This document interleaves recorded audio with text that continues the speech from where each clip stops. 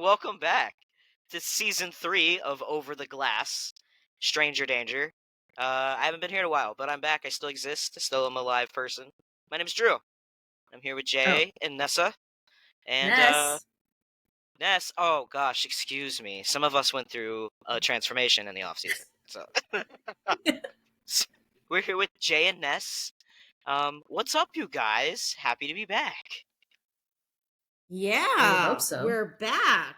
We Imagine- had a much needed break, Oh, yeah, but a that's lot cool. of cool things seem to happen in the off season, and we're here, I guess, to talk about all that stuff. Yeah. I don't know. Where do we start? I just love the half non-committal. Yeah. Yep. The off season was something that happened this year. It sure did. Dude, I freaking disconnected as soon as we had our last episode. We posted that, and I'm like, I'm out. I'm just disengaging completely. Life has been lifing in good ways. So we're happy about that. I understand. I've been lifing as well. Jay, have you been lifing this off season? Yeah, life has been lifing. It's a lot of life to have. Very unsure about that. You were like, yeah, maybe. This is like when people meet me in the elevator in the morning, and I'm like saying to myself, "Please don't ask me how my day is. Please don't ask me how my day is." Jay is 'Cause really bad at small talk. I know. I really short circuit with small talk, and I'm just praying that we can make it up for 4 flights without someone asking how my day is. That was your off season. It was an off season. It happens. Like you need to be a little more specific. Give me some topics before I just start like barfing everything. Like the thing is, it's like if you give me an open-ended question, I just start barfing at the things that are like coming at like the front of my like brain to see like which one do you want to know about. Like let me cycle through my Rolodex. I'll pick a subject. that is literally how my brain is, and then I'll spend the next hour like kicking myself, being like, "Wow, Jay, that was so stupid. It was so stupid. Why did you bring that up? Why can't you be normal?" Why didn't I just respond with the weather? Why didn't I say something about the weather? Well, we're what, 5 minutes in, we're already falling apart. We're back. It's like riding a bike. It's like riding a bike. I hope people missed us, because this is what you were missing out on. If it's any consolation, I know my mom will miss us. I talked to her last night. She's like, I didn't have nothing to watch, so I turned on some old episodes. And I was like, of the podcast? And she was like, yeah. She's like, I laid her with the dog and watched the podcast. Oh, I did see that we were getting some streamings over the off season. Thanks to Mama Willis. That's so cute. Shout out to her. She's keeping us alive. She's trying to keep the lights on. Thank you, Mama. Oh my god, that's great. So, our one fan will be impressed that we're back. We did have. I mean, I don't know. It's a kind of an awkward transition, I suppose. But to get the heaviness out of the way, maybe. Right towards the end of the off season, terrible news about the passing of Johnny and Maddie Gaudreau. Were struck by a drunk driver riding their bikes in New Jersey before their sister's wedding. Yeah, guys, I don't know. I really wasn't expecting myself personally to be as devastated as I was by the news. I think it's just I've had lost friends that were killed by drunk drivers, so I bawled, like legitimately cried pretty hard when I found out about this, because it was just like, I mean, the timing, everything was so unfortunate. Yeah, how are you guys? What are you guys' thoughts on the whole thing? It seems to get more tragic too as we get more details. Like apparently, Matt's wife, right, or Johnny's sister, like one of them was pregnant, like one of the wives were pregnant and everything. So, yeah, it's just a terrible. Both are. Yeah, I think that's what I read too. Is it's like the more details that were coming out following the accident, it was like the more tragic the story got. So I know I seen as a matter of fact, before we started recording, I watched the Flames tribute that they did in the Saddle Dome for Johnny Hockey. I thought that was really cool. I know the Canucks did their 13 seconds of silence as well for the boys. So um, just a terrible heavy way to start the season. It definitely is like one of those things. It's like, man, this is, I think everybody was, I know I was excited for hockey season, and then it's like, okay, well, uh, big, big, heavy, depressing news to start the season off with.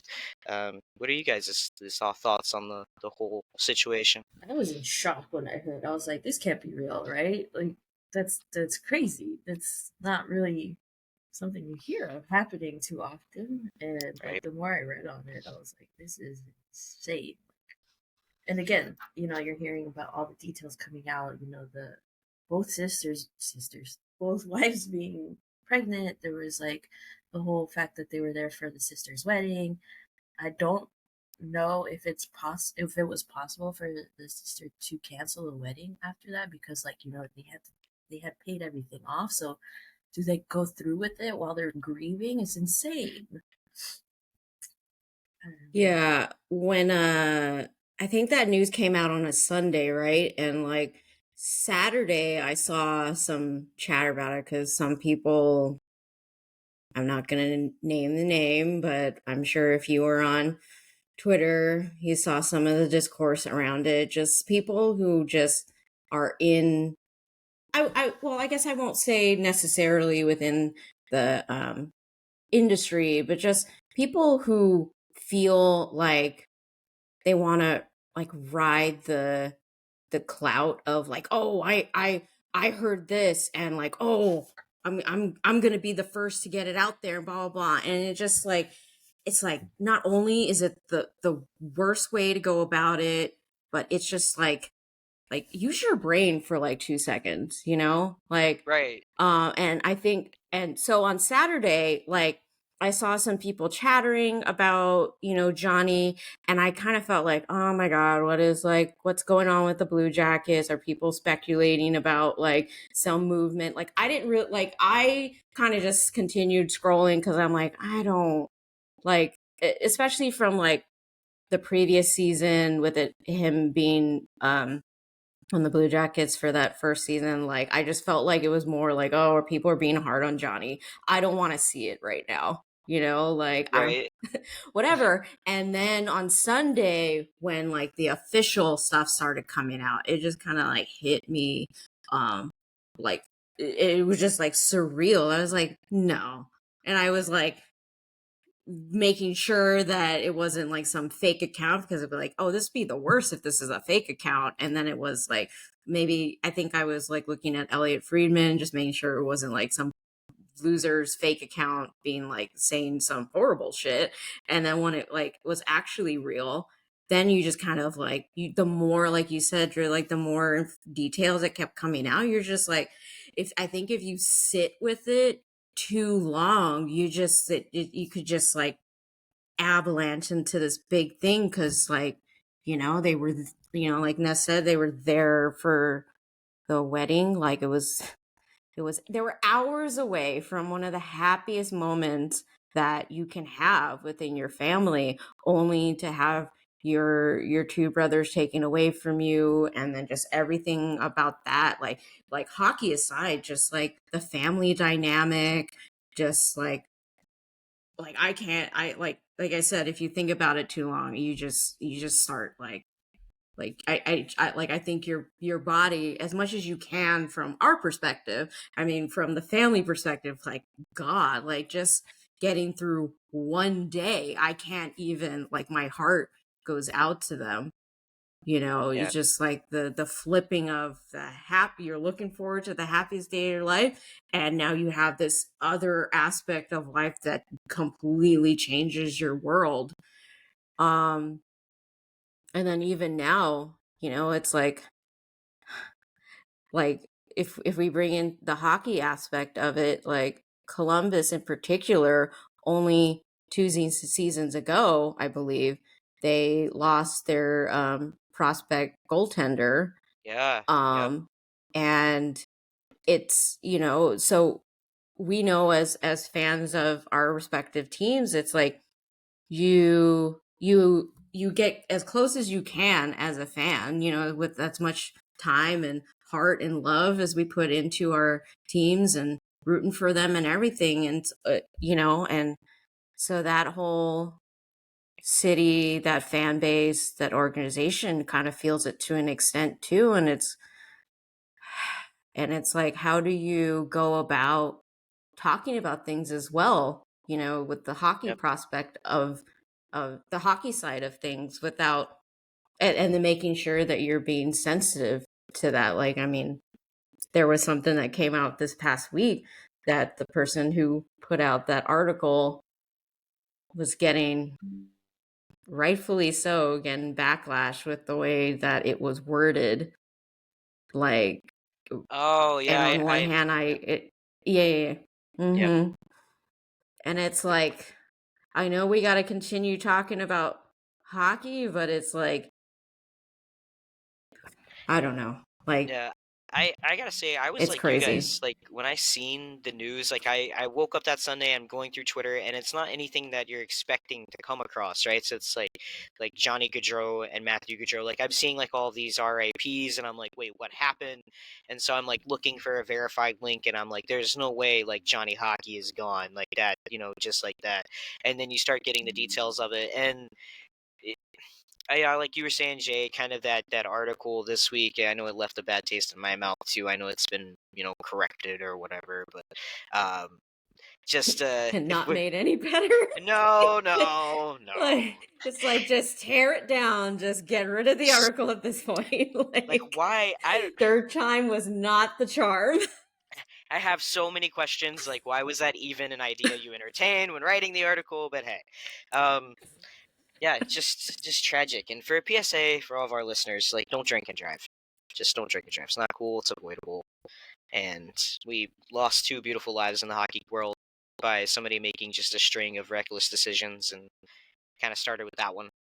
So I just said, yeah, I don't know, man. It's just it was like we came off of a weird hockey season last year, right? Like just with all of the news about Hockey Canada and the rigmarole about like the theme nights being taken away because people don't like rainbows, and all of the hubbubaloo that happened last season, and then like this season starts with that, and then like you were saying as well, like Elvis passed away. It was like 2 or 3 seasons ago, so I really feel it for. I mean the Flames fan Is base, it Elvis? obviously. Was it Elvis? I No, it don't think was it the was. other. No. Elvis is their current goaltender. Right. Elvis Merzlikins. Yes, because he has the tribute on his mask, right? Because I mean, Mm-hmm. okay, yeah, because I always would get their names mixed up, so that is my bad. But yes, because I really feel it because like obviously you have the Flames fans that were like have the long term investment in Gaudreau and like just watching him come up and be his own person in the league. But then like the Blue Jackets too, like this is what 2 losses within 3 seasons, so it's like it's heavy for the whole community. It's like a weird. I don't know, man. I need I need some happy hockey news. Like give me gay jerseys and I don't know, like Rainbow Disco Night or something again, because it's getting heavy. It's getting to be like have a hockey to be a hockey fan. So you have like a heavy heart. The goaltender that passed was Matisse. He, I don't know how to say the last name. Kivlenieks. Yes, yes, And yeah.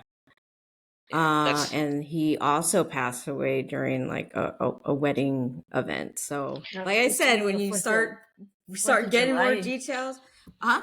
It was a 4th of July celebration with some teammates. And Was an it? accident with the yeah, fireworks. yeah. I don't know why And the firework got like Anyways, squirrely and hit him. Yeah, yep.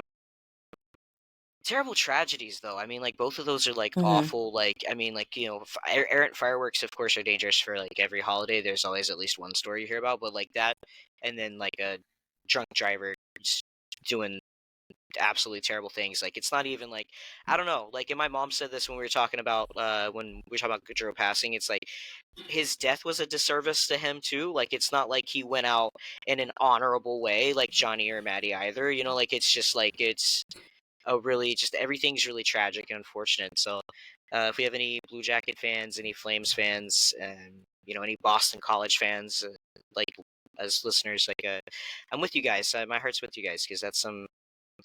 It's heavy, man. It's a heavy way to start the season off. Pivoting to some lighter news. Yeah. Hold on, you guys. We gotta let my computer load here. Just some technical difficulties. Beep, boop, boop. Some lighter news. Some lighter news. Jessica, My computer's froze. No, I'm just playing. Jessica Campbell. Yeah, Jessica Campbell. The NHL is inclusive, kind of, I guess. Who knows? The bar is so low. The bar is so low. It's just like what. Oh, go ahead, Nessa. My computer won't load, so we're in it to win it right now. Yeah, I was gonna say, like, we have one black GM and now we have one woman one woman assistant coach in the NHL. So inclusive. We're doing great, guys. And,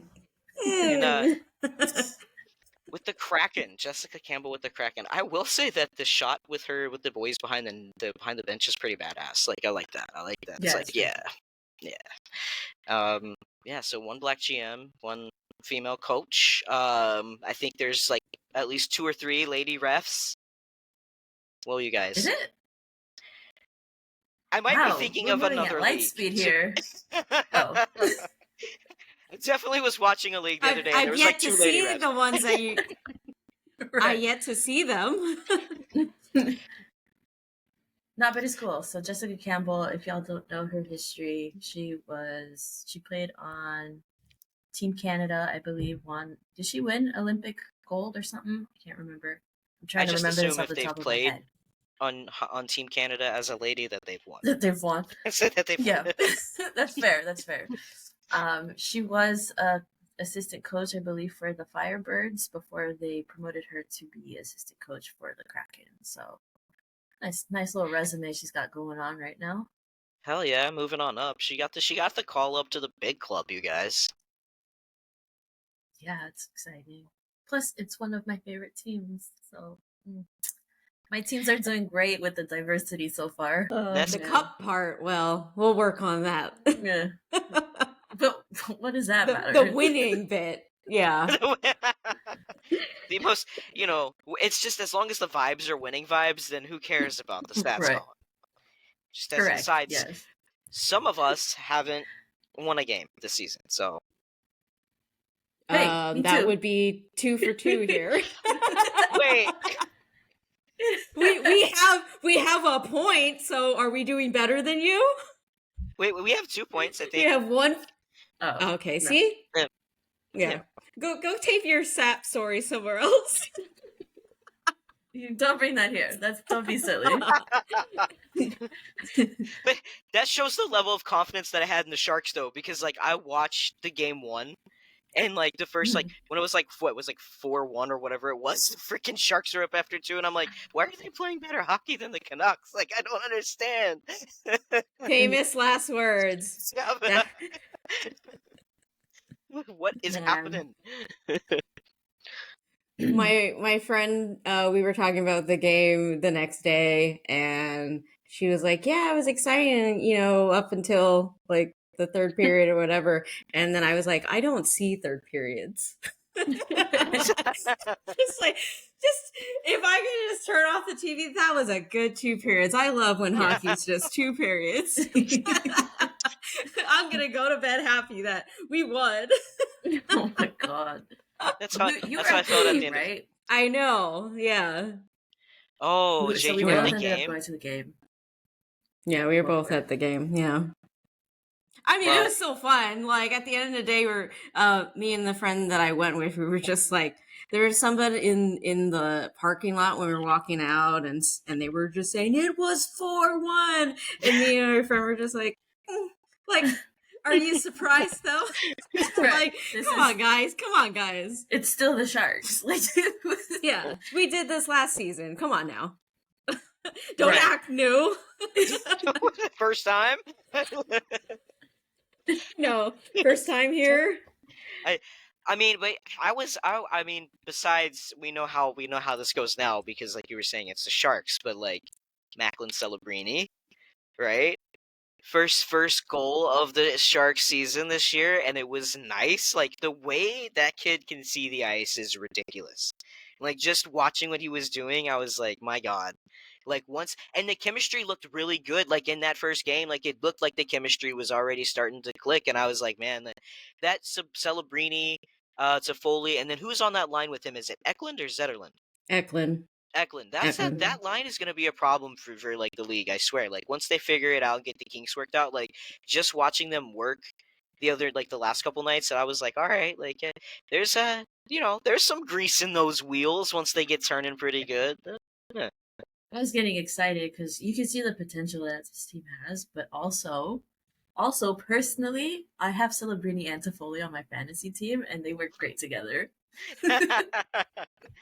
That's it. Whenever Toffoli scored, I was like, oh, I was like, I forgot Toph was a Shark. I was like, yes. Like there is some like Yeah. weird like retribution that I like justification because of the fact that we let Toph walk to Montreal. So like the fact that he's back in the Pacific Division and already like kicking ass and taking names, I'm like, justice for Tyler Toffoli. It's still so weird seeing him in Teal because he was a king for so long, but I'll take it. He's good. Forget about his Kings days. I don't know how I do, but every time I'm like, oh yeah, that's right. Toffoli started as an LA King. Sad. He sure did. You know who is surprisingly doing things in the world of the National Hockey League? That one team that doesn't have a name. The Utah Hockey Club. What is going Utah. on Yes. in the Upside Down these days? What is that? Dude, they won you know what they're against the doing? Rangers yesterday with I Shesterkin know. in net. You guys What? are trying to make a name for themselves. Sorry, I couldn't help it. I'm done. All I got right, jokes. let's just go home. But no, seriously, that team, like I don't know what to expect from them, but so far, It's I mean, essentially this just was the Coyotes, right? the team.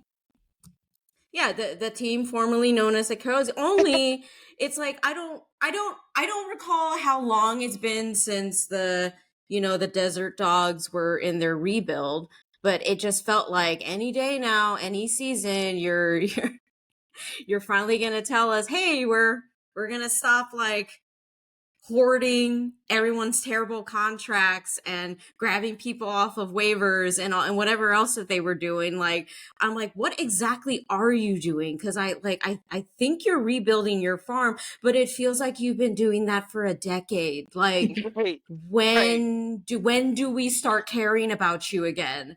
And I think with like the unfortunate of the team moving from Arizona to Utah and all that business, like obviously under new management, they're not going to be doing this, like continue to do this, like build up the farm and everything. Like, and they made some moves in the off season and all this stuff. Like they really want to have a competitive team in Utah. And, so whatever they ended up doing, they look like they could possibly be sniffing, for a playoff spot, and I'm excited for them. I am too. Like hockey in Utah is kind of weird, and for the longest time before they moved the Coyotes, I was so certain that team, like that whole organization, was like a drug laundering front because it seemed like they were just collecting like all of everybody's geriatric players, and they were like, "Yep, this is like the retirement community. Like we're sunsetting them. Like we'll take the Corey Perrys of the world and like sunset them here." Like it's just because at one time they had like I know they had like Erickson and Beagle, like all of the Canucks leftover like retirees they took. So I was like, I don't know what's going on in Arizona. I think it's a money laundering operation.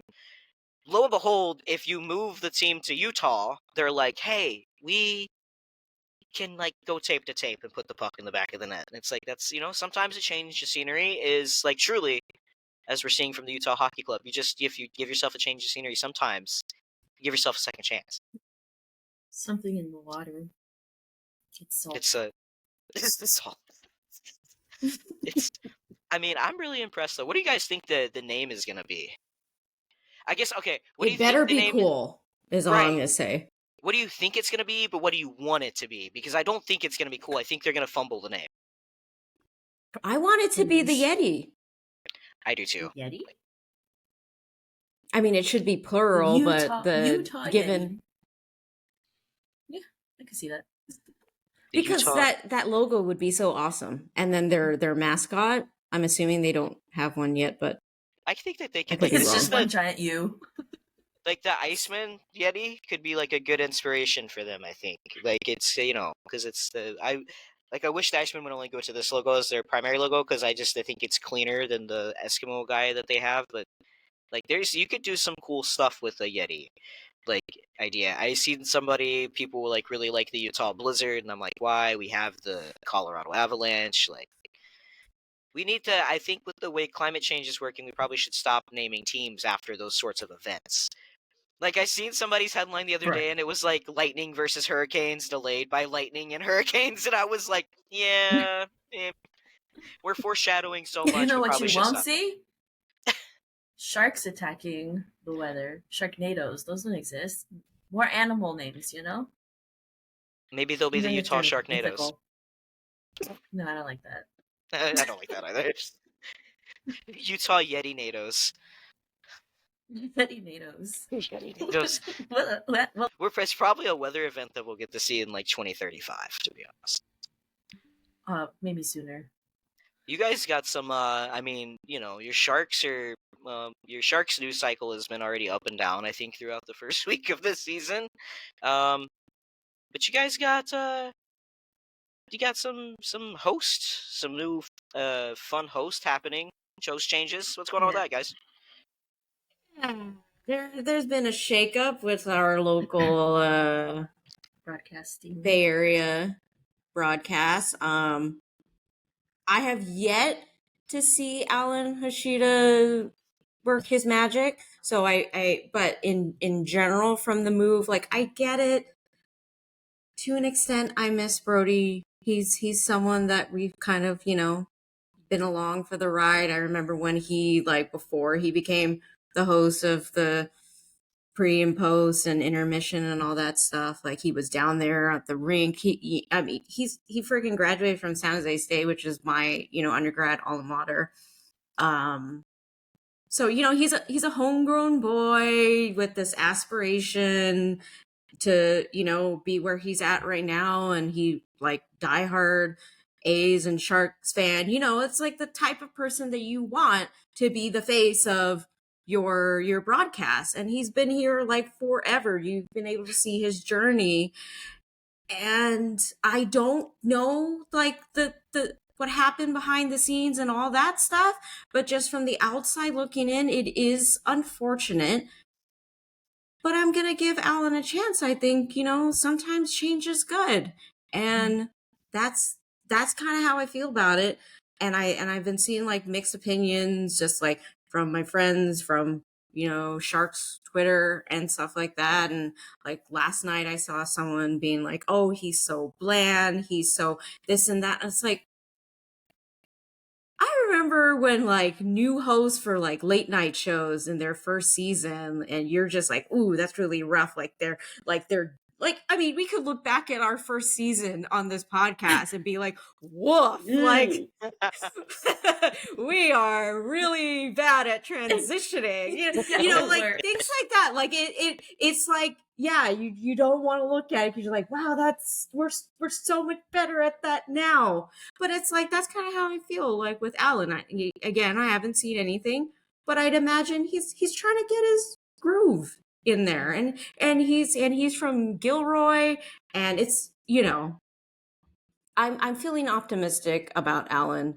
So, and I want to give him all the encouragement to this is also a job that he saw himself doing, and now he's here, and I think we should root for him. Yeah, Oh, yeah. definitely. Another thing, more diversity. I'm all about it. Just on that alone. Ness is here just for the DEI wins. Sure am.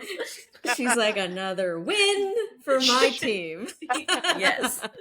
I will We take are wins anywhere. winning so many doves. I'm keeping track. Are we keeping track? Right. You got the extra column at the end of the Sharks. You know, you got like your wins, your losses, your overtime losses. And it's like, but moral victories, and you're like racking it up. That's where it matters. Right. It's all that counts, really, truly. Speaking of moral victories, you guys. Incorporating a fourth column: win, loss, ties, DEI wins. Yes. DIW. We should keep a running total on the podcast of how many DEI wins the league racks up this season, and we'll just see. We should actually. That'd be good. We really should, because then you could be like, okay, with that record, would a DEI team get into the playoffs? I actually am very interested to keep those stats. We should do it. You need to put a little whiteboard behind you, Ness, on your wall there. Yeah, you can keep track of it. Just make a running. It'll look like one of those crime scene boards by the end of the podcast season. Just, and this was a woman coach, and this was a woman ref, and then this was a black GM, and this was a black guy playing for a black GM. So it branches off into winning. We do have one. We do have one black guy playing for a black GM. So another one already. guy. We're going into the first weekend of the season. We got like 4 DEI dubs already. Look at that. Put that in your pipe and smoke. Winning. Racking up them wins. Moral victories are all that counts. It's the only thing that keeps us afloat sometimes. Legit. Speaking of wins, and someone we're really excited about, Askarov played his first game in the Sharks organization on the Barracuda. Got his first shout out of the season already. I don't know about you, but I'm excited. This is paired with the good parts of what we saw on Thursday night's game. I am really excited for where this team is headed. I mean, we're already doing way better than we did last season. So on Saturday's game, Nate brought some of his uncle and the person that and then his uncles plus one, and he was explaining some stuff to them and whatever, and we were talking about like, hey, it sucks that they lost, but we're actually doing way better because it took us 11 games to get a single point, right? And then there were the 2 back-to-back like 10 plus goal nights again, so we're doing so much better. Right. And we did like 2 stints of 10-game losses or something last season. It was crazy. Yeah. We're doing great. I mean, like relatively, like you guys are doing like already, like the growth is tremendous. Like, I mean, like I know it's just 2 games into the season, but like, yeah, you boys weren't walking off the ice with like a 12-1 like loss, on either night. So that's, I remember I was like watching those games like the last couple of days from the Sharks, and I was like, man, this team is vastly different than the one that was just like getting run all over all season. Like, I mean, even just those small little increments of improvement have already, I think, revitalized the team. I am really excited that you guys have some good goalie prospects, because that is still the one thing that I truly fear. And this is something I have a boss at work who's a Sharks fan, so him and I were talking about it. I'm surrounded by you guys now, aquatic hockey fans. Come to the dark side, true. We're circling. I know. Blood is in the water. They're like, you guys are like, we're gonna convert Drew. But I said we were talking about our hockey Twitter friends. Everybody's just a Sharks fan by the end of it. Yeah. We've already semi-converted Jude. I mean, in some way, I've already been semi-converted, but I feel like that's just because I have so much empathy that I seen how bad you were last season, and I was like, oh, that's no fun. Yeah. Like, and I want my friends to have... I was like, I want my friends to have fun in hockey. And I like an underdog story, too, because I think a lot of people are like, the Sharks didn't do nothing last season, so I feel like you guys... We did... Oh, let's not even get started. Like, I hope we don't end up at some point during this season with another thing of like, oh, the Sharks are doing all these things wrong. It's like, you don't even follow this team. Shut up. Yeah. We did so many great things last season in terms of where the team was headed, and Greer turning the bus around to get us back in the opposite, going in the opposite direction towards success. Like, it's not going to be immediate, but you can see the building blocks. And then with the off-season acquisitions, like, I love Jake Waltman. Just the 2 games that you see him playing, he's on the first power play, he's on the first PK, he's the top D pair lining, like D pair. Like, he has just incorporated himself into the lineup so well, and is what we need, because over the last couple of seasons, like, I feel for my boy Mario. He, we shipped off Burns to the Hurricanes, and, he was kind of like buffered for a while, like in his first couple of seasons, where he got to learn so much from Burns and be paired up with Burns. And then when Burns left, it's like, now you got to stand on your own 2 feet, Mario, in the midst of our downward spiral. And it's like, I felt for him, because there's some people who will sit back and be like, oh my God, Mario's so terrible. And in a way where they're like giving him no grace. And it's like, he's terrible because we're terrible. Yeah. It's not his fault. Everyone is terrible. And so he had like those 2-ish seasons where it's like, he's trying to get his footing while being one of the top D-men on our team. And now he's finally in a place where it's like, he's kind of gotten his footing, and now he can work more on that without bearing the brunt of Mario's the defense. He's the only one out there. Yeah, now he has help. And I've seen a couple of plays that Wallman did, specifically on Thursday, because there was, were they playing the Blues? They were coming at the net, and they had an open net at one point. Like, they had got who was playing? Blackwood. They like got him to go one way, pass the puck. They had a wide open net, and here comes Wallman and gets his stick in the way, and he saves that from being a goal. It was so good. I was like, yes. I forgot that defenseman could do that. I was Speaking of things that I forgot, last night there were a couple of plays where I was telling Nate, I was like, oh my God, did you see that? They cleared it from the back of the net. It was like Wallman did like a backhand up the boards to the waiting winger. That winger like passed it up to the go ahead pass through the neutral zone. We entered the O zone. I was like, oh, they're connected. We made a breakout and we got into the O zone. Oh my God, dude, the chemistry, the plays. I want to give my man Warsawski a shout out, because just with what we're seeing so far. He got one of the biggest applause on opening night. Everyone was so excited. So excited. I'm stoked, dude. The bar is so low for the Sharks organization. I just saw a breakout and a clean skate through the neutral zone. And I was like, we're winning.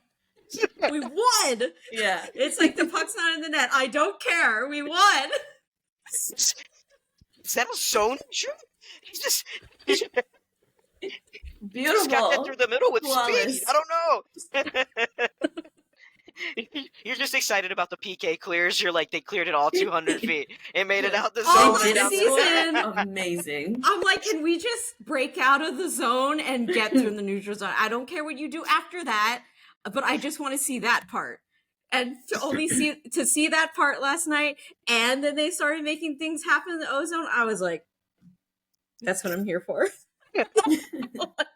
Hockey back. We can play hockey again. Amazing. That's why I'm so stoked for you guys with Askarov, because like of all the moves, this was talking to my boss about, of all the moves, it really, and not to like call shots at Blackwood, but Blackwood does struggle a bit. He's still finding his consistent footing to stand on. I mean, I know you didn't have a lot of productivity in front of him last season, but like I am shocked that the Sharks didn't pull somebody in to play in net or figure out a better, I think, situation, maybe with a veteran presence in net there. So it's exciting to see that you guys have a good prospect coming up, because it's like, okay, like there's horses in the stable that will be able to come and run the Sure. race one day, you know? So it's like it's nice to see that. But I do worry about your goaltending, like I can't lie. It's funny to hear it from your perspective, because from our perspective, we're like, he's the best goalie we've had in years. Yeah, It's been so bad. it is really interesting because like I'm actually fine with the Blackwood Vanacek pairing right now, tandem, because I mean, like we just need someone who's not gonna be like, I don't want a baby shark goalie like we had last season, like Magnus, who is just like, he needs more support than we were gonna give him. There was no way we were gonna be able to help this guy out, and like to have Blackwood, like the unfortunate thing was he got injured, probably because he's seen like 50 shots a night. But it's like, for a goal, we just need a goalie right now who's got the experience, who isn't gonna be like all like, oh my god, in the crease, because you know he's also learning and growing, blah blah blah. We just need someone who understands their role and can be solid in front of the net for us and give us a chance, even though we're not going to help him. So with so keeping Blackwood, and the unfortunate with Kakinen, I saw that he was on waivers with the Winnipeg Jets, and like, woof, like that's really unfortunate. Well, and then Ville Husso's on waivers. So it's like goaltending is to find someone who can be consistent and help you out in net. It's a roulette game, and to kind of find ourselves in a position where, I mean, like, Blackwood and Vanacek weren't really doing what the Devils needed them to do, but for what we need them to do, I feel like they're doing just fine. Like, in the long run, I'm extra happy that we've picked up Askarov, because we haven't had that, like the next Nabokov. Like, we haven't had that in our system, and I'm hoping that Askarov will be that for us. Yeah. And because goaltending is so hit or miss, it really is. It's like, like you said, spinning the roulette wheel. You either get, and goaltending seasons can vary too. Like we had, like a couple years back, like even Demko wasn't really at like his full, level of like what he could bring consistently to the table every night. So it's I don't know. I'm excited because it looks like, as my cat attacks me from the side here. It's like I seen his ears and I turn around, he's got his paw like it's like, what is happening? At some point we're just gonna see him like attack you. We were talking about goalies, and he was like, "You called, because I will. I'll play with him. I'll smack the ball down with a stick." And he's a right. If he was 6 foot taller, he'd be a good goalie. So if the Sharks want to draft a cat, like I got one here, you guys could have. He doesn't take up a lot of space in net, but he'll stop the puck. So speaking of goalies, no, what's going on with your Demko? This is why I said no. I've been seeing some. Well, I want to know, so you better tell me something. It makes me cry. That's what's going on with Demko. Or I'm gonna start rumors about him. Ooh. So if you guys remember, if you guys would bring it back with me, it's last season. Demko got hurt sometime, I believe it was before the playoffs or in the playoffs. There was that injury that happened. He was rushed back, even though the team was like, we didn't rush him. He was rushed back, re-aggravated the injury, and it's been a very tumultuous offseason for Thatcher Demko in healing and recovering. We found out like middle of the halfway through the offseason that he was supposed to be ready for the start of the season. It didn't go that way. They said it was a very rare, I can't remember if it was Demko or Ian Clark, the goalie coach, that said it was like a really rare injury, like kind of freak accident, perfect storm for like the injury that Demko was recovering from all off season.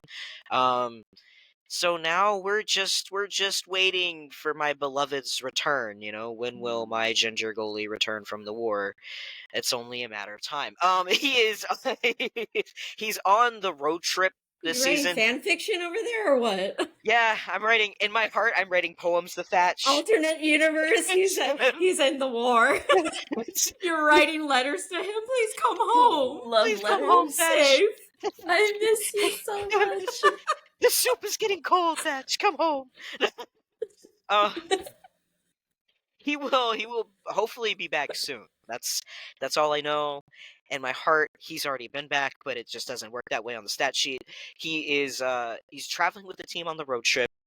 So there is faith that we see Thatcher for the first time this season in Canucks gear on ice in the net in the first little East Coast road trip that we have coming up, which is like this week and then the week after next. But other than that, we're just thriving. Like I can't. We had Silvos in net, Sivlos in net. We had him in net for a season opening Wednesday.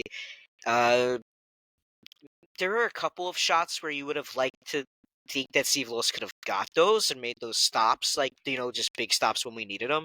So yeah, I feel like we definitely felt Demko's absence more in game 1 rather than game 2. Lankinen, the new guy that we just picked up from the Preds, came in and played Friday night. The only reason why that game made it to a shootout, was linking it. So, it's definitely, you can tell that, Sivlos still needs the development time. We still need time for him to cook, but Lankinen can come in and really kind of carry the load predominantly, I think, while Demko's out. I think that's kind of what the team will do, too, on the road trip as well. Yeah, I'm just writing letters and ice picking the days. You can't see it, but just out of the shot, I have where I've etched the days into the wall, days without my beloved Demko and net, and it's sad. So it's like serving a prison sentence. So I'll be fine. It'll be fine. I'll be fine. Everything's fine. Everything's fine. It's fine. We're 0-2, but it's fine. It's fine. Speaking of shutouts, there were a lot of shutouts in this week. It's kind of insane. Have there been? Because I haven't seen them. Yeah.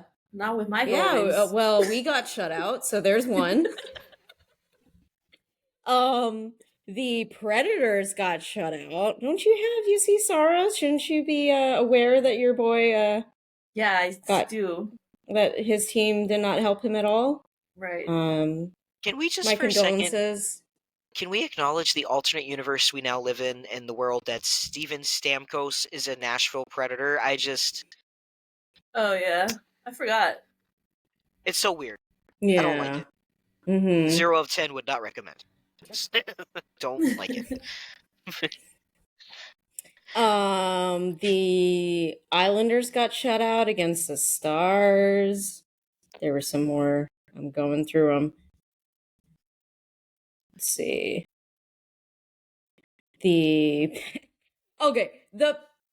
What is everyone's thoughts on the Penguins? Because I feel like that team is looking like the Sharks from 4 seasons ago, where they should have tore it all down, but they're still trying to get another win out of Malkin and Crosby.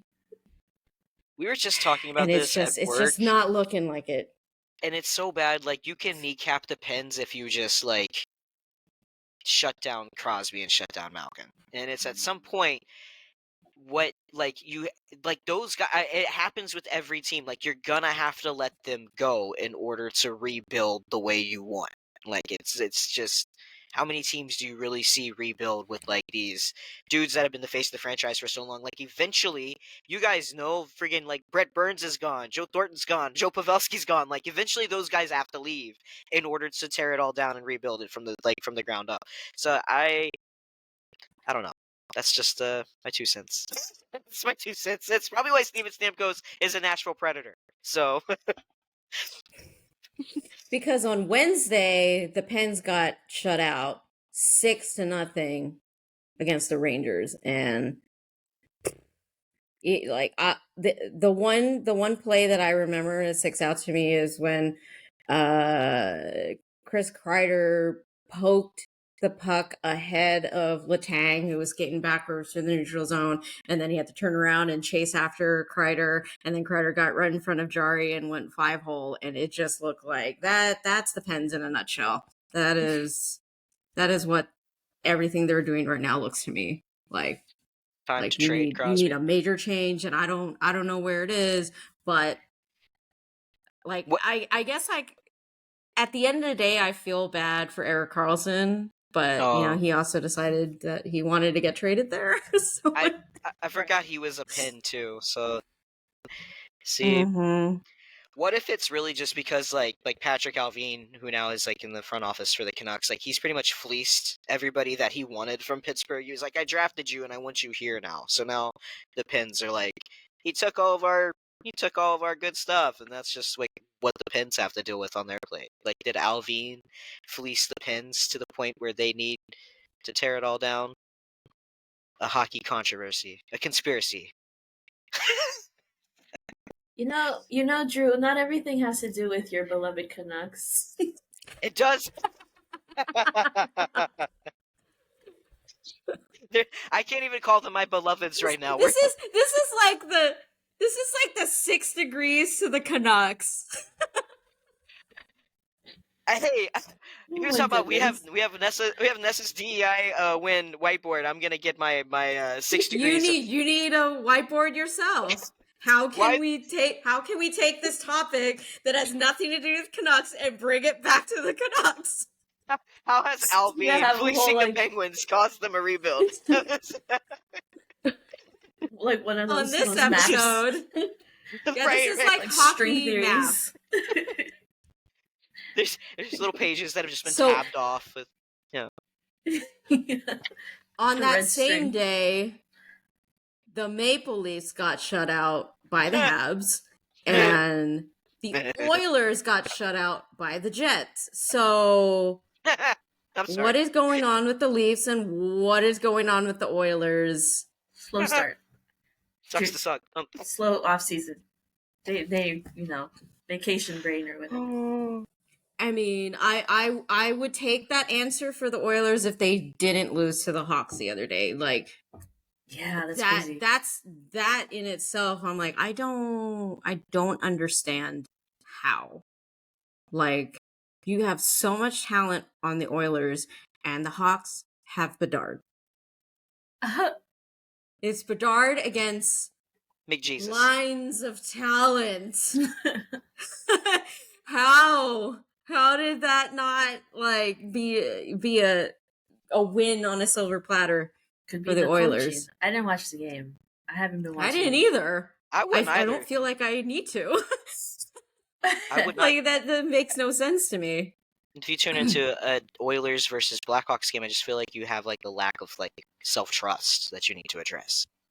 Like there is no standards to be had. I feel like you need hobbies if you tune in to Oilers versus Hawks. There's a level of desperation there that I'm judging. I'm just saying that out loud. Self-respect. No. Sorry if we have any Hawks or Oilers fans who listen to this podcast. It's all in good fun. All in good fun. All in good fun. You know what's all in good fun, you guys? Macklin Celebrini. I know he's hurt, but we already talked about it a little bit. But like that goal, like I was stoked for you guys. 7 minutes and 1 second into the game, and I was like, I literally was watching it. And I came up out of the beanbag. I was like, yes, kid. I was like, welcome to the NHL, dude. Like, let's go.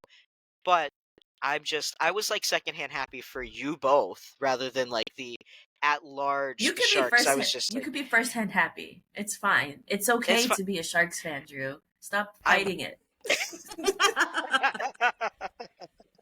Show us the Sharks shirt underneath your hoodie. Come on, let it breathe.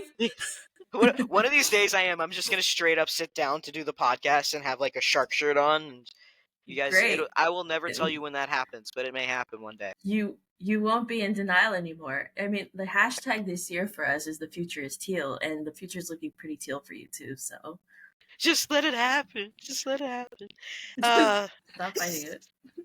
Listen, if we are like, just give in.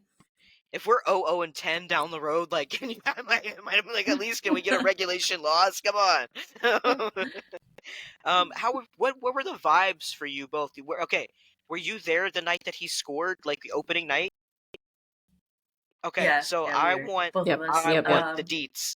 What was the energy like in the building? What were you guys experiencing? Like lay it on us. I I want to know. think before the game started, or I guess before the game started, before the goal even, like you could tell people's energies were up. Like you could feel the excitement in the stadium. You know that they do the whole roll call thing, announcing every player, blah blah blah, and everyone's in it. You know, like everyone could feel that this is a turning point for the team finally that we've been waiting for years and years and years.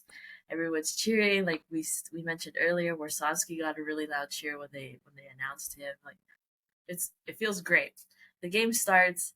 The kids are fast, and we haven't seen that in Sharks hockey in a long time. So everyone's like, "Dude, this is great." You can see the potential. You can see the whole. The future is looking bright. And then the Celebrini goal happens, and he was actually looking to pass to Eklund, but the puck ends up hitting I don't know what Blues defenseman was there. It hits his skate and goes in. So it wasn't anything like super fancy. It wasn't like the most beautiful shot in the world, but it happened on his first game, 7 minutes into the game, and like everyone is out of their seats cheering. It felt great. Like we haven't experienced so much excitement in that building in a long time. It was sold out too, right? It was a sold out crowd for opening night. Technically, yeah, but the seats weren't full. I mean, all the tickets were paid for, but Right. I'm sure a number of those seats are like companies that buy in to get some season tickets and things like that. But for the most part, it's like the way that we looked the last couple of seasons where it's just like, ooh, can we just like zoom in closer so you don't see the lower bowl and how empty it is? Because we know what the upper bowl probably looks like.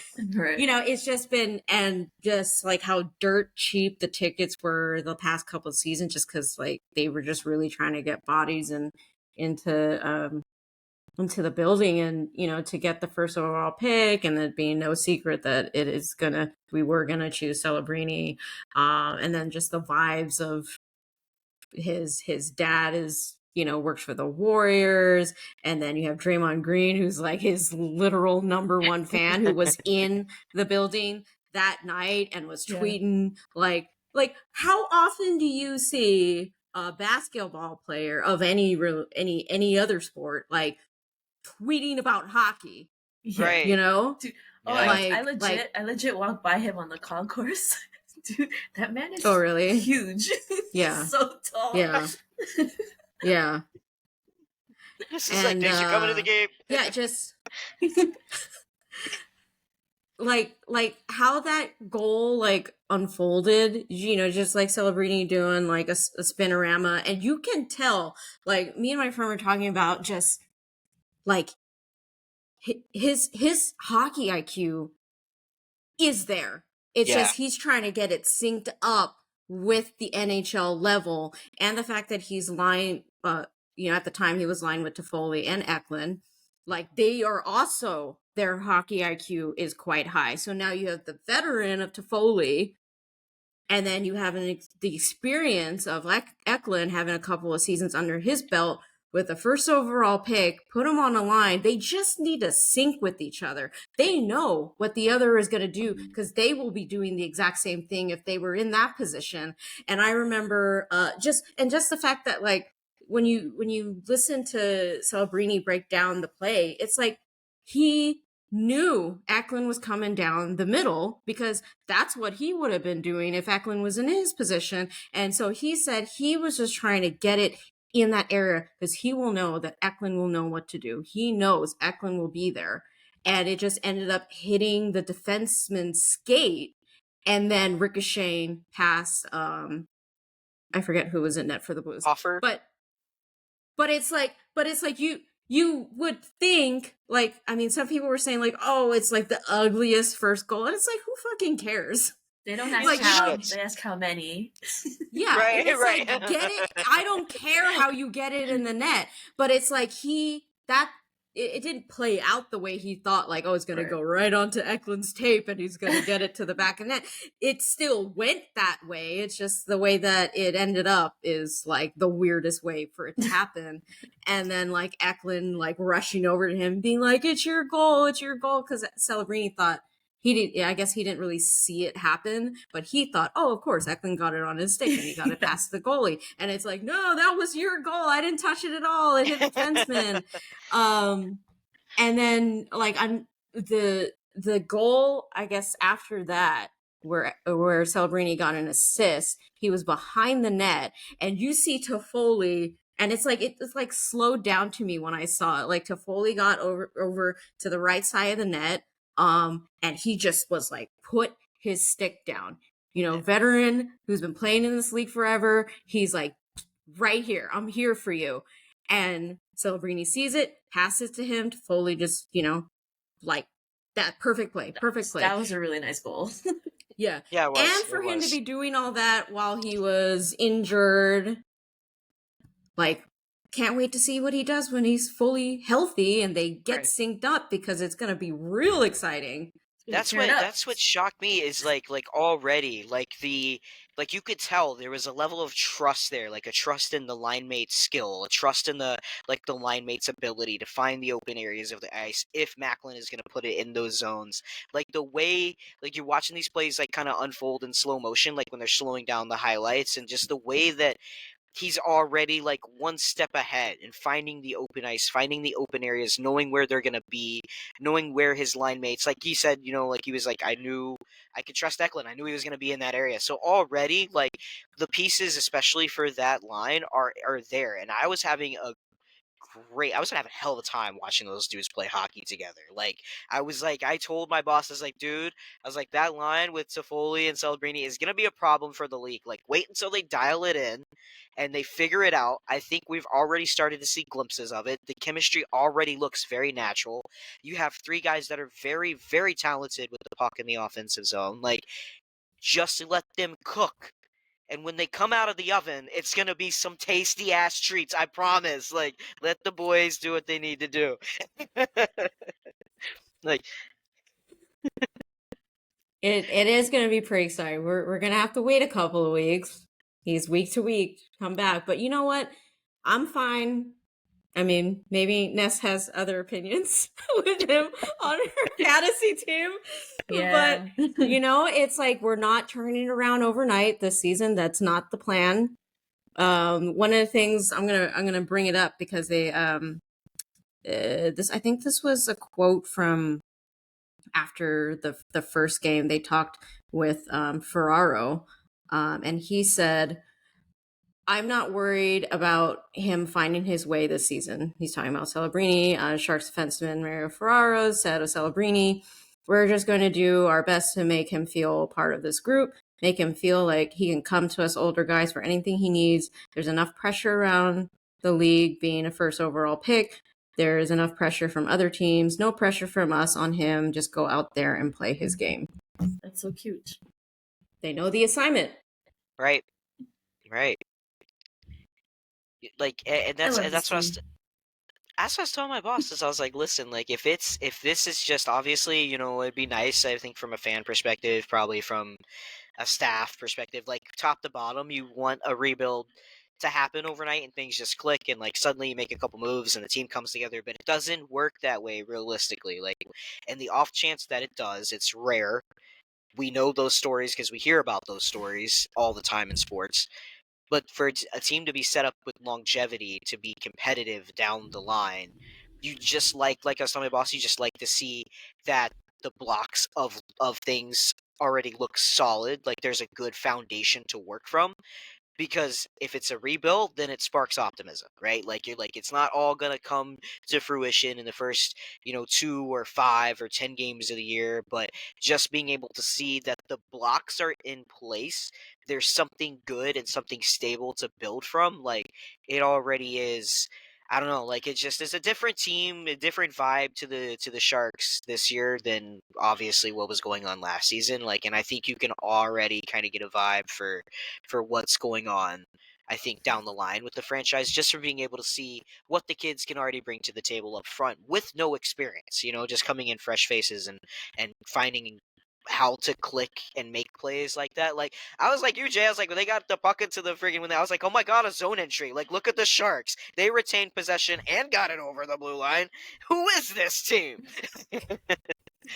That was like me when the Canucks started playing a That's what full I'm 60 minutes. saying. I was like, who is this? It's nice. It's nice to sometimes not recognize. See, and that's the thing the Sharks need to work on, is being able to play a full 60 minutes. Because that third period, woof, we just let them have 4 goals. Oof. Just Yeah, let they them have reverted it. right back to last season's Sharks. Like, what the hell?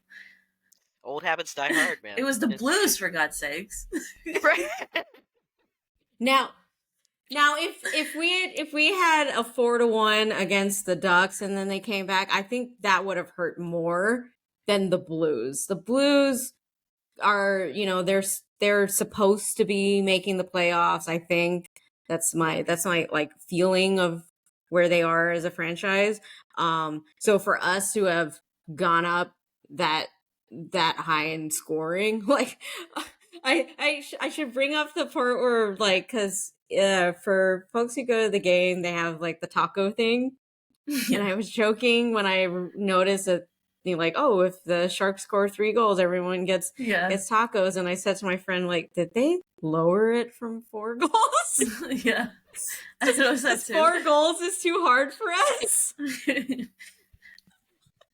And they got 4 goals that night. Like, we would have got tacos anyway. They were like, we're gonna lower it, So but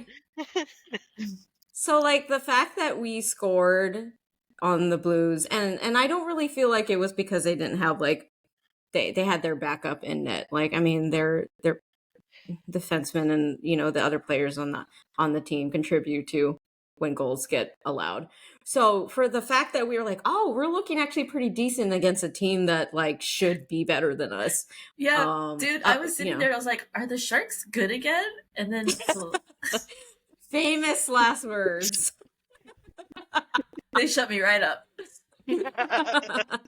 They said, like, no, wait till don't you see our third period. Not yet. It made you think. Terrible.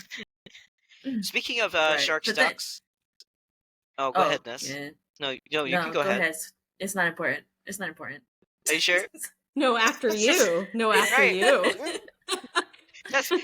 For the next 10 minutes of the podcast are just like, no, you go. But I want you to. But you go. No. No, I insist. That's right. No, please go ahead. I already forgot. Sharks- The pleasure is all mine. But the pleasure could be all mine. No, I'm just Sharks Ducks. That happened last night, right? Shucks. Yes. What's going on in this clip, Jay? I seen that you retweeted it last night. With it's it Vetrano or is it Okay. Zegras in this clip? It's the funniest thing ever because it's Clem Costin who's getting cross-checked in front of the benches by Frank Vetrano. And then Frank's, like, staring him down, and then Clem Costin freaking, like, punches him in the throat. Bro's trying to stare him down, and what? And then he showed him. And then he just That collapses. That kind of gives me flashbacks of, like, Thornton doing that to Mrazek. Yes. When Yes. Mrazek was on the Canes. And then the Canes were good sports about it, and the next day at practice, they had an outline of Mrazek on the ice. They had the chalk body. Yeah. So how did that go for you guys playing the Ducks? I really liked I will say that was a good looking matchup. Like the Cali Finn and the new Ducks primary is a good looked good, aesthetically. And Nate had asked me how I felt about the new Ducks jerseys, and I said, damn, I wish I had recorded myself because I said it, like, to me, it was, like, so perfect, where I'm like, I can't say nice things about the Ducks. And I said, if they're in an isolated environment that has nothing to do with the rest of the league, yeah, they're good jerseys. Said at least they're better than their old ones. And then I was trying to remember in the moment what Ness had said because Ness really hated their old jersey. I sure did. What were your thoughts on their old jersey? I couldn't remember it like I perfectly. don't remember, but it's probably like the ugliest jerseys in the league because it's like the orange with the gold just does not work well for me. And then I feel just like the actual design of the sides. I just remember you having like real thoughts on the fact that it's just a foot on their jersey. It's just a duck foot. Oh, the D? Oh yeah. Yeah. You're just like very offended that it's just this duck foot. Yeah, I don't know. I don't remember. We'd have to rewind back to the episode I talked about it. I was trying to tell you, well, it's also supposed to look like a D, and I just think you were just very unimpressed. Yeah, because it's the duck, like the duck print. You're just like, oh. Like, I get it, but You're like, not good enough. I really don't care for the new Ducks look. I mean, I Really? like that they brought I back don't mind them. I like that they brought back the movie Yes. regalia or whatever, but The like Mighty the Duck. Yes. yeah, I don't know. It's something about the color combination, the fact that they're like going with the orange so loud. I don't know. It looks really good. I love really the like loud though. I Me like the too. In an contrast. isolated environment when they're not incorporated in the NHL. No, okay, really so like legit, the- I like- don't mind them. I didn't. You can finish your thought. I'm sorry. Your lag. Oh no, you're good. Go ahead, Ness. I like how it looked like with the Go with the after you. sharks. With the sharks. Because it was such a good contrast between light and dark, but other than that, I don't think I could care for these jerseys. Like, I don't know. Like, depending on what the team that they're playing is wearing, like with the Sharks with the Cali Finn, I think the contrast looked good. But like, if you were to have like those white and orange jerseys against like the Blackhawks or something, with like there's a lot of like bright warm colors, I think it could be too much. That's fall colors, That though. would look real awful on the ice. Those Yeah. those two color schemes would be I'm very curious. I'm curious to see them play against the Sharks in their teal jerseys because I think that orange would complement them nicely. I do think there is a lot of orange, but I don't mind these jerseys compared to the ones they had last time. I really hated those jerseys, you guys. Like there's This a is duck an on this one. And it's the good logo, the good duck. There's an actual duck, not it's foot there. That's They it. could put a rubber duck as their logo and it'd still be better than what they had with the D print. I think they should just, in principle, anyway, just make their logo a rubber duck. The Anaheim like if rubber they duck. if they had the balls to just put a rubber duck on their jersey, I would buy it. Just saying. Yeah. Because then I'd be like, oh, you guys have a sense of humor. Right. You could do like a rubber duck theme night where they give out rubber ducks, like I don't know what their mascot's name is. Wild Wing. They could give out Wild Wing rubber duckies to kids. To me, even I would take a Wild Wing rubber duck just because it's fun. But... Copyright that right now, if any ducks. I wouldn't be surprised if they've adjacent already done people. that, you guys. Where's Lacey at with double hockey sticks? Where's she? I got an idea. Let's give her a marketing idea. So, but I will say, last night I started feeling the rivalry again between these two teams because ever since both of us started sucking, it's just been kind of sad that I don't feel it anymore. But last night there were some like heavy check-ins. I think I got mad at Gudis like 3 times at least because he literally, there was one point in like in the first period, I don't remember who he was trying to get after, but he like legit just like stuck his butt out. He was leaning with his butt, and I just I So this is coming from the fact that Gudis was named captain, and I'm like, that's a choice. Yeah. Was he finally named? I missed it. Mm-hmm. Yeah. And Nate said he thinks it's because Gudis is like the oldest player on the team that they don't feel comfortable naming one of the younger kids, Right. They're all babies. captain, which I get, but then it's awfully an interesting choice to ask to have Gudis be the Right. captain. That's like naming Trocheck captain. That's crazy. I mean, that's like naming Truba captain, but okay. That's what I meant. I forgot. Yes. I mixed it. I'm like, Trocheck would actually be okay captain. That's my bad. My bad. It's a T name. But like, there were a the couple times. There were a couple times during last night where just Gudis was just like tangling people up or like hitting them and doing these things where I'm just feeling like that's not interference. Like, what's going on? And so, yeah, I was feeling the rivalry vibes starting to come back. I'm excited for this, for both of our rebuilds for that purpose. Did you see the tweet going around of there was like a scrum going on and then Zegras was pulling Smith away, and I don't remember who the user was, but their caption was something like, everyone's like going at each other, meanwhile Zegras and Smith are having their meet cute. So you're just like laughing with each other while they're holding. Smith got a penalty, and I don't remember who else went into the box.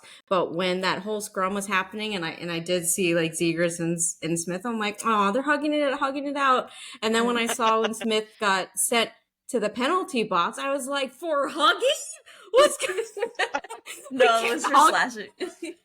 It was for a slash. What is this anti-love league? Every time something good happens, they're like, Gary's like, no. There would be no hugs and laughs shared here. Hugs only allowed as cellies after a goal, nowhere else outside. Policing all the gay out of this gay sport. I don't like it. So, Jake Wallman, you guys seem to enjoy Jake Wallman. That's his name, right? His first name? I didn't just come up with that in the middle of my mind, right? Okay. Whom I will say, I will add, he is also on my fantasy league, just saying. Humble brags. Proud GM vibes over here. Right. Gotta talk up my guys, you know? I have no sharks on my team. I have no team. You want? You could have joined our league. I thought about it, but I was like, Next I season. forget that my fantasy team exists, and then they're just like, that's great. That's an easy win for me one week, you know? See, and I don't. That's all I'm good for is padding people's stats, man. I'm like, I'll forever be the 2023-2024 Sharks of my fantasy league. That's face. Wow. Get out. Get out. Unnecessary. That's Eject like button. he didn't. What is the context of Wallman in this scrum here? Like with his this. What is happening here? Zetterlin had just scored, and the goal was eventually turned over. Coach's challenge offsides, but he came over and he was super excited. And that thing's very. He's just ridiculous, and I love him, and I hope the energy just gets injected into the rest of the locker room. Yeah, it's funny because the European guys are very like quiet compared to like his loud personality. I love the energy though. My only familiar my familiarness with Wallman is when we played. He was on the Red Wings, and then he scored and did the gritty, and then like when the Canucks came back and won that game, and like Zadorov did the gritty back at him. And that was fun. So, seeing him with his like animated like scrum, I'm like, okay, he's still doing that kind of stuff. Like that's just him. It was like Zadorov turned it into like this big beef thing, but no, that's just Wallman. Like I love to see it. I also wasn't really upset. Excited. I wasn't upset at the gritty thing either. Like I thought that it was kind of funny, and haha, that Zadorov did it back at him, but I don't know. People got really butthurt over that when it happened, and I'm like, I'm just happy to see that he's just that animated in general. Like, I don't care. He scored and we won the game, so Hockey doesn't fans matter. get butthurt at anything, though. Like, what? A player showing personality? That's terrible. Let me Right, take that's that true. personally. It violates the code. Let him have fun. You can't be that animated in a scrum. That's against our code. You can't have fun while playing this game. That's ridiculous. That's uncalled for. Why would you be happy Only we doing can do something that. you love? Correct. It's You not get it. allowed here. You can only have happiness when you're punching in someone else's face. There's two rules to this. There's no diversity and there's no happy. You learn it now. We're breaking rules out here. The Sharks are breaking barriers. Oh, another dub. Another chalk it up. Put that one on the whiteboard, Ness. Oh, jeez. Anyways. Hockey is back, you guys. Hockey is back, and so are we. Look at us. We're in mid-season form. No, we're not. We're having definitely a very not. slow start. I was trying to rally the troops up, and both of you guys were like, no. Just hard no. Absolutely not. This is not my best. No. Same. It's not my best. It's not the Canucks' best. It's really not the Sharks' best. It's just, you know what? It's going to take some time. Well, this could be the Sharks' like best. I said, we're doing so much better than we did the first 11 games of last season, so we're on a high. We're good. I'm floating, you know? You guys can end the season today. You're like, I've seen enough. It's progress. Amazing. Right. Keep doing what you're doing. We don't need to play the other 80 games. We've seen enough. I've seen enough. Take my money. Right. We came close to a dub. That's all that counts. First game, dude. Man. Right. I don't know. I'm excited for you guys. Much what we expected. I'm excited to see how the development of Celebrini was such a big talent anyway. Like the hype around him hitting the league. I'm glad. I think I'm most excited for you guys in Celebrini just because you guys didn't get gypped during the draft lottery and that first overall pick actually went to you guys. So I'm like, yes, you protect him, you develop him, you do great things because. I gotta be honest, I really thought you guys were gonna get ripped off with the draft lottery. So I was, I'm happy to see another team win that's not the Chicago Blackhawks. No one wants to see that. Nobody wants to see that. They do the draw a few times, and the Sharks won every single time. It was meant to be, you know? It was fate. There was no rigging that. No, absolutely not. No. And that's all we're here for. I'm excited. Well, it's gonna be a great season, guys. I can feel it in my bones. That's what I said when I woke up on Wednesday, and then that game happened, and I was like, well, when they remember that there's 3 periods to a hockey game, I'll be excited for hockey. It's gonna be a long season. I mean, it's only 80, 2 games in, dude. You got time. They got time. You're fine. We got time. Stop being dramatic. We get no. It's just it's such a. I think I get really disappointed in the fact that it's we played so we talked all of the players on the roster talked a big game last year about wanting to win, wanting to do something, and then the first 2 games of the season to kind of see all of those bad habits just come to the forefront so quickly. It's okay, we are only 2 games into the season, but let's get it out of our system now and go back to playing the game that we're capable of playing that we played all season last year. So it's I'm not freaking out. I think I'm just a little bit let's not make the bad habits stick throughout the rest of the season because as a Canucks fan, you know how that goes. When they start playing this way and then they don't get out of it early, you're it's one of these years. So I had a good year last year. I had fun with hockey last year. I don't want to go back. Right. I don't want to go back.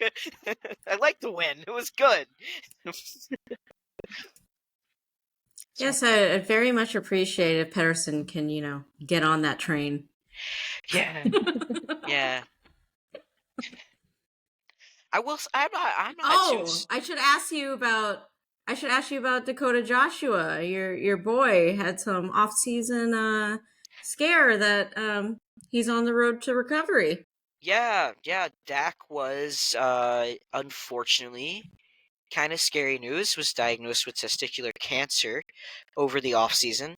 They found a lump, removed it, so his boys were trying to revolt on him. And he's recovering. He's hopefully going to be back with us soon. But yeah, just a very obviously. I mean, cancer's scary as it is. I can imagine how much of a scare that would have been, and happy to see that Dak got it taken care of immediately. That it seems like all is well. That he's going through. He's fighting the good fight and he's recovering quite nicely. So, yeah, just really, that was crazy news to get in the offseason too, because of the season that Dak had last year. And then you're like, oh, of course, like there's going to be some sort of adversity like he has to overcome in order to have a good year this year. So we're just waiting for Dak to get healthy and rejoin the lineup. I know that he's going to probably have a lot more fight in him after this for sure. I don't see that this is going to be something that puts a damper on Dakota's grit anytime soon. So just we're waiting for that grit to return to the lineup. And if you are a cisgender man or you just have those bits, make sure you check your bits, like for real, because it's important. I mean, It's we could important. do a PSA for everyone's bits, regardless of gender. Make sure That's your true. bits are Yeah. healthy. Check your bits. Check your bits. Check your bits. Check your bits. It's Should important. that be the title of this episode? Check your bits. Check your bits. And over the glass PSA. Yeah. It's important, man. You never know. Your bits could be out to get. You could be getting bit by your bits, so make sure you check them. Your bits could be creating some mutiny. You need to nip it in the butt. Nip your bits. Nip your bits before your bits nip you. There you go. What a title. We should do a fundraising shirt with that on the back. Just it's over the glass fights cancer. That's what we are. Run on it. We'll nip get your right bits. on that. Nip your bits before your bits nip you. Followed by the more you know thing. I don't really know what the logo for or the design for that shirt will be. But maybe we can ask Elena to get creative. And I had a design, but that I feel like is in the wrong direction with like a shark bite, and it would not be good. It's sending the wrong message already. I don't even know if I want to verbalize the concept, but it involved sharks and biting, and it just probably is sending the wrong sort of nip your bits message. Yeah. well, we'll put that in the maybe pile. That and our matching outfits. Our matching denim tuxedos that I had planned for all of us. Oh, dear listeners, they told me they did. No. Ness and Jay were like no to the Canadian tuxedo matching outfits. I don't know. Drop a comment if you would like to see us in matching denim tuxedos. You're crazy. I gotta set the tone for this season, That's just me every day. Truly. There's nothing to hinge here. Close it out, Drew. Oh, well, yep, that just happened. Season 3 is underway. Here with Over the Glass. Our season opener, it was a little bit all over the map, just like both of our dear teams are right now. So, I'm Drew. Next week might be better. Ness. And I'm Jay. Thanks for joining us, guys. Yeah. Thanks for joining us on the new season of Over the Glass. Bye. Bye.